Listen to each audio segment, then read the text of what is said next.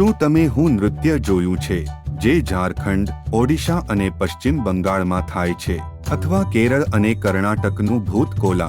નહીં તો પછી ક્રિશ અને બેટમેન જેવી ફિલ્મો તો જોઈ જ હશે. આ બધામાં પાત્ર પોતાની નવી ઓળખ બતાવવા અથવા તો કોઈ ભાવ દર્શાવવા માટે મહોરું પહેરે છે. આજે આપણે પણ એક મહોરું અને તેની વાર્તા બનાવવાનું શીખીશું.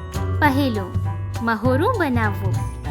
સૌથી પહેલા નક્કી કરો કે તમારે કેવું મહોરું બનાવવું છે.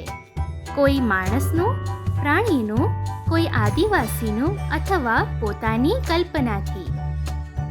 મહોરું બનાવવા માટે તમે કાગળ, પૂંઠું, કપડું, પાંદડા અથવા કોઈ પણ વસ્તુનો ઉપયોગ કરી શકો છો. હવે તમારા મહોરાને થોડું રંગો. તેને સજાવો જેથી જોનારને તે આકર્ષક લાગે. એ જ રીતે આપણે આપણી આસપાસની વસ્તુઓ દ્વારા મહોરું બનાવીશું. જેમ કે એક પૂંઠા ઉપર આંખ મોંનો આકાર કાપીને તેને રંગબેરંગી કાગળની સજાવીને તેમાં વિચિત્ર વસ્તુઓ ઉમેરીને અને પાછળ દોરડો બાંધીને એક મહોરું તૈયાર કરી શકાય છે.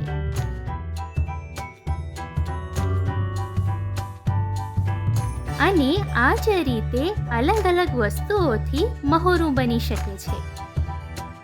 બીજું, અવાજ શોધો.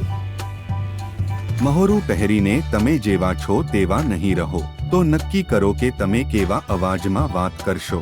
ભારે, પાતળો, ડરામણો, મીઠો કે બિલકુલ વિચિત્ર, જેમ કે આવું.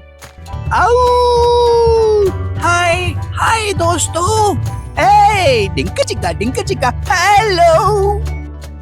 ત્રીજું, પોતાની ચાલ બનાવો. હવે નક્કી કરો કે મહોરું પહેરીને તમે કેવી રીતે ચાલશો, કેવું વર્તન કરશો. પોતાના હાવભાવ, ચાલ ઢાલ, રંગઢંગમાં થોડી અતિશયોક્તિ એટલે કે થોડું વધારીને બતાવો અને પોતાની મજેદાર ચાલ બનાવો. ચોથું, વાર્તા બનાવો. પોતાના મિત્રો સાથે ભેગા મળીને જુઓ કે કોણે કયા મહોરા પહેર્યા છે. પછી નક્કી કરો કે કઈ વાર્તા બની શકે છે. ધ્યાન રાખો, વાર્તામાં તેનો આરંભ હોય, એક મધ્ય અને એક અંત હોય, અને યોજના બનાવો કે કેવી રીતે તમે આ વાર્તાને એક નાટક સ્વરૂપે બતાવી શકો છો. અને 1.5 થી 2 મિનિટનો વિડીયો બનાવીને અમારી સાથે શેર કરો.